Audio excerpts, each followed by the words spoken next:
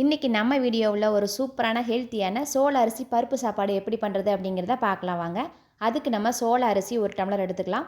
சோள அரிசி கிடைக்கல அப்படின்னா சோளத்தை வாங்கிட்டு அதில் நல்லா மேலும் எடுத்துகிட்டு ஊற வச்சுக்கோங்க. ஒரு டம்ளர் சோளத்துக்கு அரை டம்ளர் பாசிப்பருப்பு எடுத்துகிட்டு நல்லா அரை மணி நேரம் ஊற வச்சுருங்க. 400 கிராம் சோளத்துக்கு பார்த்தீங்கன்னா காரத்துக்கு தேவையான மிளகாய், ஒரு 20 பல்லு பூண்டு, ஒரு டீஸ்பூன் சீரகம், ஒரு கொத்து கருவேப்பிலை, அரை டீஸ்பூன் மஞ்சத்தூள் சேர்த்துட்டு தண்ணி ஊற்றாமல் இந்த மாதிரி குறப்பாக அரைச்சி எடுத்துக்கோங்க. ஒரு குக்கரில் எண்ணெயோ நெய்யோ சேர்த்துட்டு கூடவே கடுகு போட்டுக்கோங்க. கடுகு பொரிஞ்சதுக்கப்புறமா சின்ன வெங்காயம், பச்சை மிளகாய், கருவேப்பிலை இதெல்லாம் போட்டுட்டு வதங்கினதுக்கப்புறமா ஒரு தக்காளி சேர்த்துட்டு அதையும் நல்லா வதக்கி விட்டுருங்க.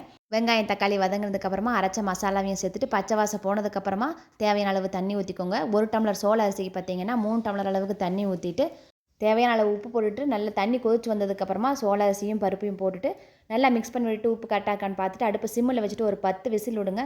சூப்பரான அருமையான பருப்பு சாப்பாடு ரெடி. இது கூட நெய் ஊற்றி சாப்பிட்டு பாருங்கள், அவ்வளோ அருமையாக இருக்கும். நீங்களும் இதை செய்ய மிஸ் பண்ணிடாதீங்க. தேங்க்யூ.